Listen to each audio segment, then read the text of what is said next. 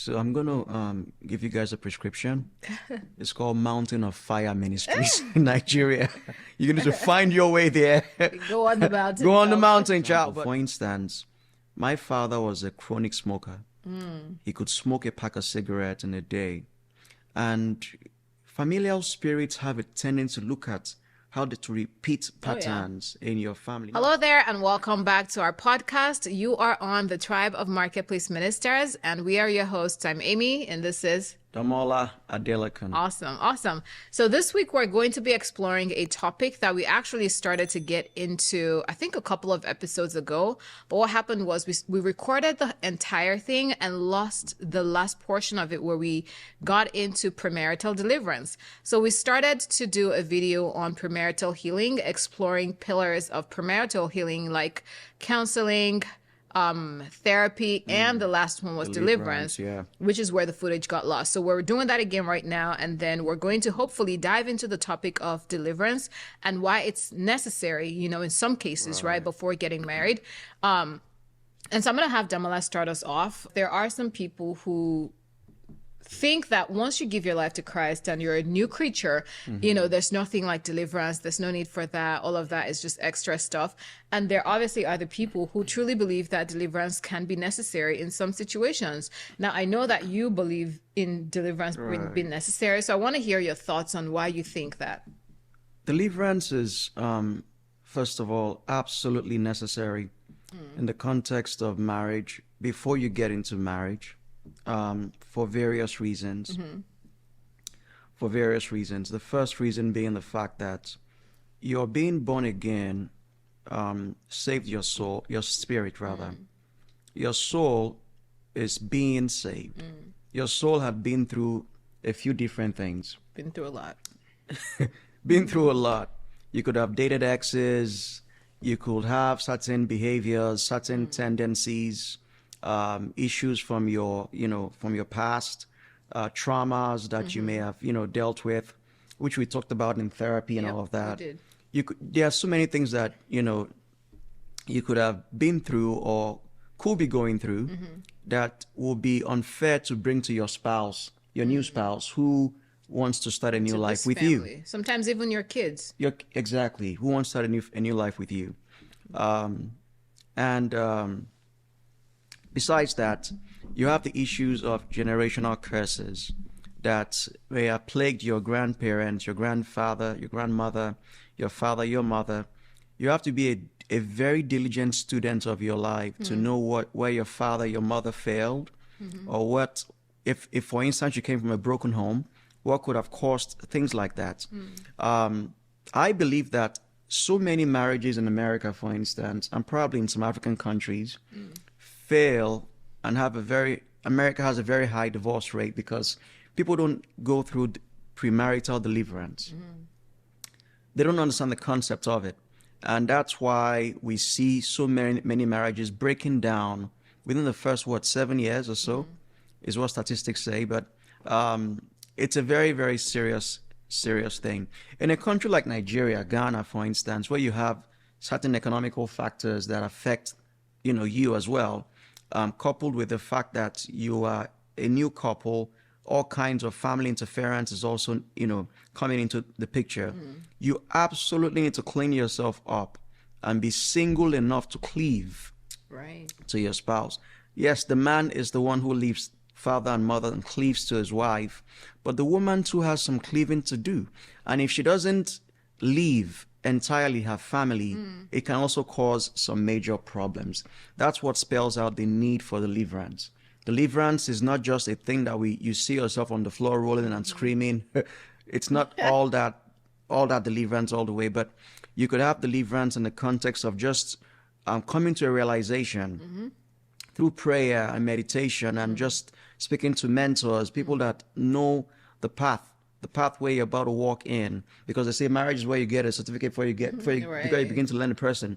But it doesn't have to be someone screaming and where a demon is being exorcised, or is that the word for it? Cast out or whatever, So it could just be God cleansing you through the water of the word, through his light, flushing out all kinds of darkness. It's a very, very important thing. Could also take the form of you as a person acknowledging certain things that are in your life and like Yeah. just using your own words to disconnect yourself from them, right? Like that could be the Right. deliverance Right. is you take those prayers by yourself and like just state your Right. position spiritually. Like I have no further attachment to Right. this thing. I disconnect Exactly. myself from that thing, right? Like it doesn't Right. always have to be like a major thing, but I Right. think that it's always important, especially in a marriage, to understand the things that could potentially be influencing a person's behavior Right. as well as their outcomes in life. And you know, Exactly. it's important. I think what's interesting, you know, when you mention like America and the statistics, is that this is a country where you have a high value placed on therapy. Therapy. Yeah. So like if I think about countries where therapy is like a major thing, is almost like Right. part of, you know, like your basic needs, a country like Mm-hmm. America comes Yeah. up. Right. So, Right. you know, it's like if this is a country where a lot of Right. therapy gets done and there's still a high breakdown in marriages, Right. then it means that the help that's needed is beyond what therapy does. Because I think that majorly counseling and therapy, they help to reconfigure certain things in your mind, in your thought Right. pattern, in your process. Sometimes therapy would even do things to help to impact the way that your brain processes things, Right. right? But it's clear that if a family or if a person is going to truly like, I don't know, be a certain version of themselves that can, you know, function properly as a part of a family unit, sometimes you have to go deeper than what therapy Exactly. and counseling offers, Exactly. and you have to go in the spirit layer to Absolutely. do that deliverance. Absolutely. You know, and take for instance someone that has anger issues, for instance, and you get married to someone else that has anger issues as well. Your marriage already has a very Yeah, hard it's fighting an chance. explosive just waiting to be Yeah. lit up. And you both don't know how to get rid of those demons or those emotions. Yeah. Listen, and it gets worse when you have kids in the picture. In a country like America where you don't really have childcare, so most of these American families are just husband, wife, kids, and then they both have issues they are dealing with from their Yeah. past It's the that they didn't perfect get storm. deliverance from. Listen, the pressure Oh yeah. It's of gonna kids and every bubble it up. It's gonna bring it up. listen, so like you will explode. Yeah. You know, That's it's the word. interesting because, Yeah. you know, truly that's what ends up happening, right? Many times, because sometimes people Yeah. don't even realize things that they are carrying until Right. they're put in like a high pressure environment, which Yes. marriage, a lot of the time, is Exactly. a high pressure Exactly. environment. Marriage, parenting, you know, Mm-hmm. it's high pressure, right? So for the most part, when you're connecting with that person, like, you know, when you guys are dating, like maybe, you know, you guys are just like doing stuff on like that surface level, Right. and all of that. But I'm telling you that there are things that you pass through, there are things that you deal with that truly pull from your spirit. And it's what's in there that comes up. And so if you Exactly. already have a lot of that mess in there, if you have a lot of that like influence of, I don't Right. know, all kinds of spirit there, they bubble up. So you may have gone through counseling or therapy, like, oh, a person has anger issues, and then they Right. go through that therapy and all of Right. that. And so they kind of get it under control a little bit at least, Mm-hmm. and it works for a while. But like I said, when you hit high pressure situations, the Bible says the spirit of a man sustains his It's infirmity, infirmities. right? And so when you hit those kind of high pressure situations, you start to pull from your spirit as well. Like what's in there starts to bubble up. Yeah. And if the root of that anger has a spiritual link that was not handled, because therapy is never going to do that. Therapy is going to teach you how to Exactly. control the soul layer, the mind space. But if things happen that like strike your spirit, that thing comes up, Right. you know, you basically have to deal with it a different kind of Yeah. way, because therapy is not going to cut it. It's almost like marriages have to fight extra hard to come to the light.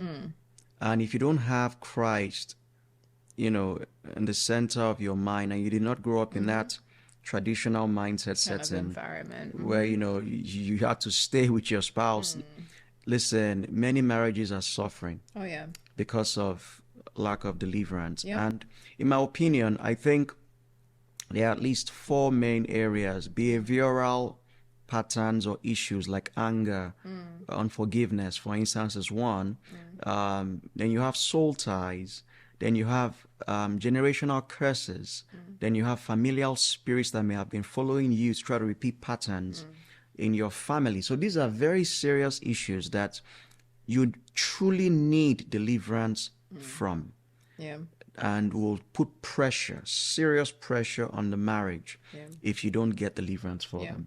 Take, for example, something like alcoholism, right? Right, People may not right. see it that way. Like, at Right. least, for a lot of people, they would see it they would look at it more like as a habit. Yeah, he just drinks on right, like it's weekends, a bad habit, or it's a Right. condition, it's a medical condition. Because indeed, alcoholism, is a Right. medical condition, right? And It is?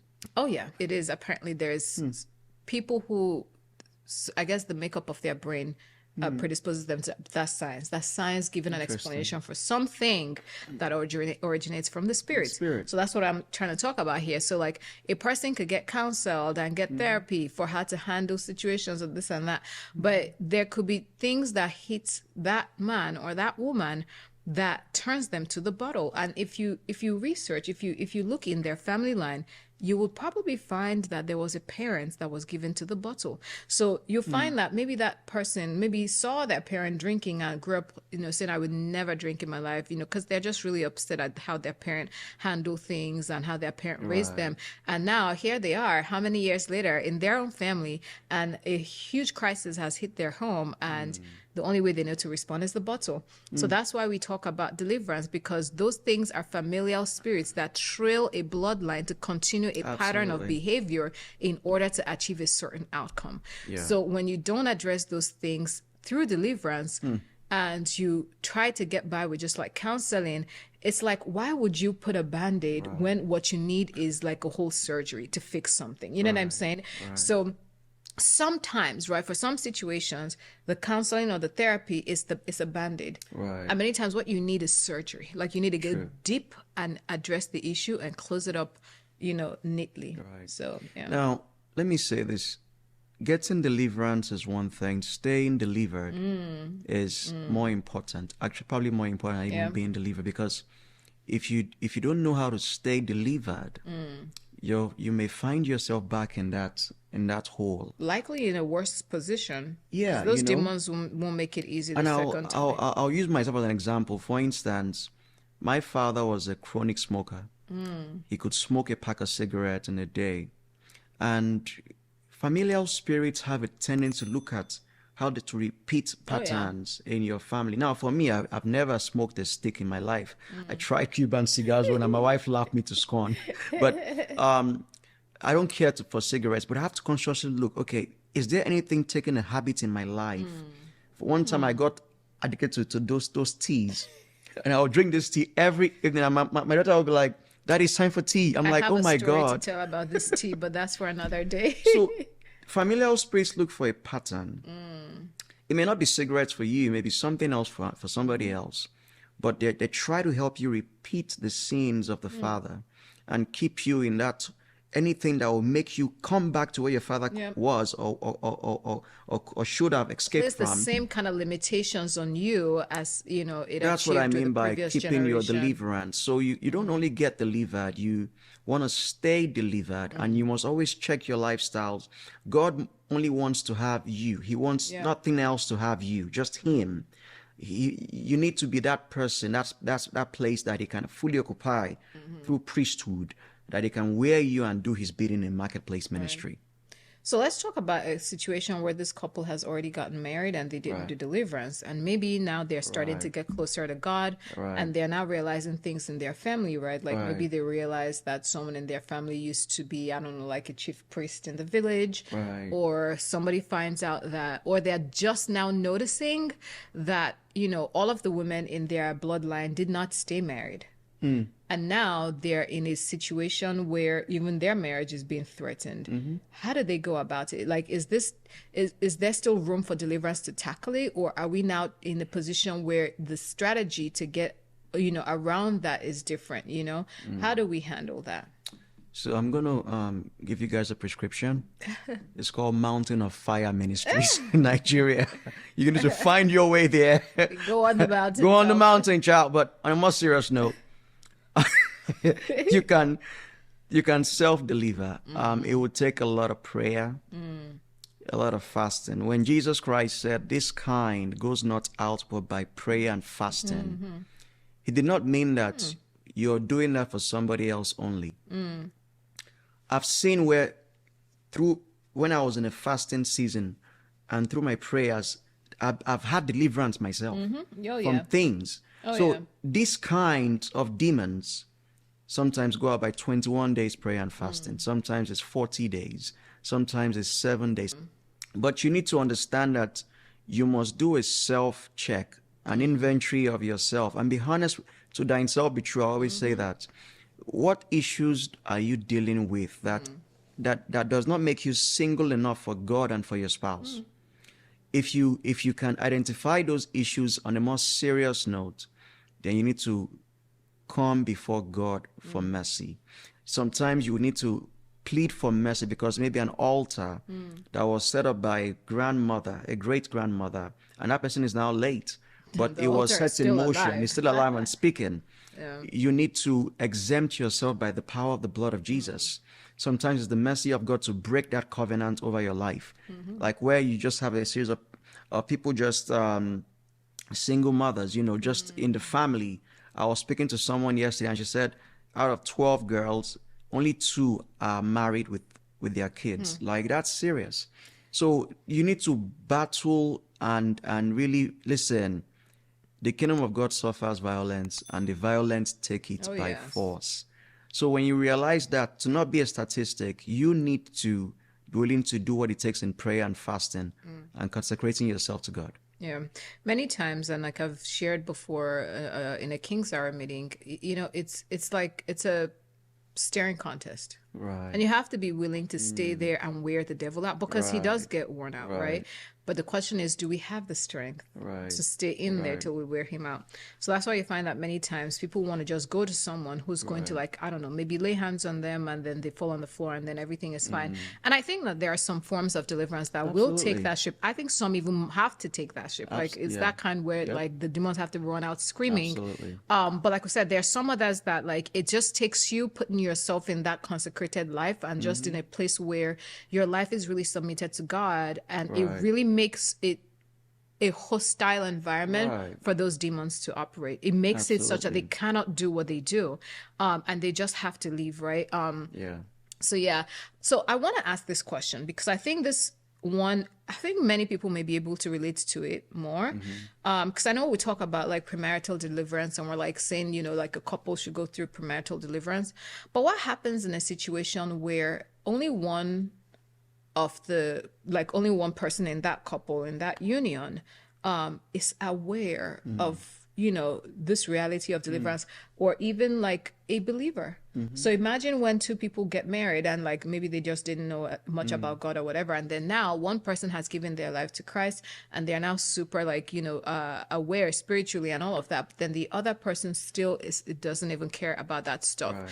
And now you can see those kind of patterns trying to show up in the family, maybe Right. patterns in the bloodline, or like we said, maybe effects of soul ties, but the other person doesn't want to hear anything about care. all of that stuff. How do you then navigate it? Because the thing is, when you're a couple, you're one. You're So one. how do you handle it when one person does not believe in this whole deliverance thing? Well, it can get quite technical, but You deliver them by force, huh? I'm just joking. you have to be relentless Yeah. to keep praying for them. See, deliverance is really for the soul. Healing is for the body. Salvation goes for the spirit. So when Jesus Christ died for you, your spirit was saved. Yeah. But deliverance tackles the soul. The main focus of deliverance is the soul. You need to be very diligent and dutiful as a partner, a spouse to them, to tackle those issues before God in prayer in each layer of the soul. You have to be able to look at, is it anger? Is it alcoholism? Is it lust? Is it unforgiveness? Whatever it is, you have a duty as a spouse, be it a wife or a husband, to be relentless in prayer, because prayer changes things. It moves the hand of God. Fasting as well. And to be kind to the person, because if you are doing something and your behavior is something else, then you're contradicting, and that Contradicting your happens a lot, message. because you're so irritated by what they are doing. But the truth is, you're breaking what you're building. So you need to That's be very powerful. intentional in praying for them, praying over them, because the two are one. That's the truth. The two are one. So if half of me wants to go out and the other half of me wants to stay indoors, what do I do? Tug of war. So it's a very and we've seen all kinds whereby it gets really, really technical. But the only answer is prayer. So I guess this is the place of intercession, right? Like you Exactly. have to take on that role of an Right. intercessor. Right. And obviously if it's the man who has come to the light, he cannot be relentless. Like he has to stay in that place of prayer until the wife sees the light and Right. gets to a place where they can be delivered. And then vice versa as well, right? But that intercession, I think that's how you get introduced into the ministry of intercession. It's like that's just where you have to be. Yeah. You have a foot in that family. You can identify the root source of where it came from. True. And tackle it at the root source. Because you are a spouse, be it a wife or a husband. Maybe you're a wife, because most times it happens. The wife is the one that's saved, and then the husband is all like, I don't care about all this stuff. So if you're a wife, you have your leg in the family. That's the truth. You can not only observe in the spirit, you can observe physically. What's happening with all the people in the family, all the siblings in the family, his siblings, his parents, and draw a straight line from the root cause to your husband or to your spouse, and then begin to tackle it at the root cause. You need to be able to identify the root cause, or even ask God to just reveal it to you. Okay? This is where you now begin to pray and tackle that issue, because trust me, once you remove the source, then what follows next is deliverance. So if you evict that spirit from the source, healing is next to follow, or deliverance will follow. Does this now mean that deliverance has to be a voluntary exercise? Like you cannot do deliverance for someone by force, or you can't, I don't know, get delivered on their behalf. It sounds now like deliverance has to be voluntary. For the most part, unless where you have that situation we just spoke about, where maybe the husband is not into all this stuff. But that's what I'm saying. Like, so a woman cannot necessarily drag a husband somewhere and force him to be delivered. You can't or do vice that. versa. So a person, Yeah. and I wanted to mention half of that. deliverance is you willing to tell the spirit, Absolutely. I don't want you anymore in this space. That's what I wanted to get at, right? Yeah. Because I know sometimes we would see maybe a family member and they're like, and we just know that this person needs deliverance, and we're trying to deliver them and it's like it's not working. Many times it's because even the person that you're trying to get delivered is not tired of their bondage. They don't want to be delivered. And so I wanted to just make that clear that deliverance is voluntary. You cannot force a person to be delivered. For deliverance to happen, a person has to acknowledge that they have a problem. Jesus is the answer, and submit to him to take care of it for them. Absolutely. Without these three, deliverance is not going to happen. And so that's why you resort to interceding for them. And maybe the focus of your intercession is that God opens their eyes to see where they really are, so that they can be willing to submit themselves to God to tackle the issue. There are some serious issues like soul ties that people sometimes experience. Not sometimes, a lot. And there are reasons behind it. A soul tie is a serious thing. It's simply defined as a cleaving together or a clinging together of two souls to become one. The most important part is that it becomes one. In other words, if you're separated, a part of you is with that person, a part of that person is with you. You should see my wife worry about me when I travel. It's so good to see. But it's because a part of me is in her. So that's what a soul tie does. God created soul ties for the good of a family. A man shall live and cleave. And, when that happens, it creates a strong bond for a family, for a healthy family. Even soul ties between children as well with their parents. It's powerful and beautiful. But when it happens outside the context of marriage, which many people got involved in premarital sex, then you can have a soul tie with your first, with your second, with your whatever it is. And if you do have a soul tie with them, you need deliverance from that soul tie. I've seen situations whereby a woman's ex came into town and she lost her senses and went to sleep with him. That's how powerful soul ties can be. So such things are very, very important reasons for a what's it called, a Deliverance to be done. to be done. There are prayers you can take to deliver yourself from soul ties, to break soul ties, to call back the part of yourself in that person back to you. You need to educate yourself on this because they are real issues. They are real issues. If you see that the person in your dreams, when you go to bed, you're still seeing your ex. When you're married to somebody else, you're seeing your ex over and over again. It's happening maybe once a month or twice a month. You have a soul tie with that person. Your will, your emotions, your conscience, your mind, your intellect is still intermingled with that person. You need to marry one man, not two men. And So, one woman too. yeah, and one. So it can happen both ways, men and women. Good point. So you need deliverance before marriage, preferably before marriage. And soul ties can sometimes be very stubborn to break. So the earlier you start, the better. The Yeah. earlier you start, the better. Yeah, no, thanks for that. We actually intended to do an episode that goes in depth into soul ties, but we actually do have a message on our YouTube channel, the Right. Ministries channel, where we go really deep Right, into right. soul tie, and that's a long one. But maybe Right. we will do a podcast episode that We should goes. actually. Yeah, I think we need to just like talk about it because people still Right. do not believe. There are people who just say it's just a figment of people's imagination and No, it's it's not real. real. But I think there are a lot of things to learn from really understanding how soul ties work. So, I mean, I think we've had quite a discussion on this topic of deliverance as it is. Right. But I think, you know, as a people who want to be able to represent God, you know, in whatever spaces we occupy in the marketplace, these are things to be aware of. These are things Absolutely. to think of because you don't want to find yourself in a situation where you're not able to dispense the ministry God has committed to you because there's some of these underlying issues that you're dealing with in your personal life, right? And that's why we find this an important topic to talk about here. Many of us obviously have lived a certain kind of life before coming to Christ. And so even though we've given our lives to Jesus, there are some things that are still lingering, you know, that do have to be taken care of. And that's where deliverance comes in. So, you know, I hope that you have learned something, you know, Right. from this episode on why deliverance needs to happen in some cases, right? Not in all cases, in some cases. And hopefully, you know, in your walk with God, you're able to, I guess, put yourself in that place where you do not make room for any of these spirits, whether they're familial spirits or generational curses that try to, you know, leak into your Right. life and come influence your behavior, decisions, your outcomes, your possibilities. So hope you've learned something today. Absolutely. Absolutely.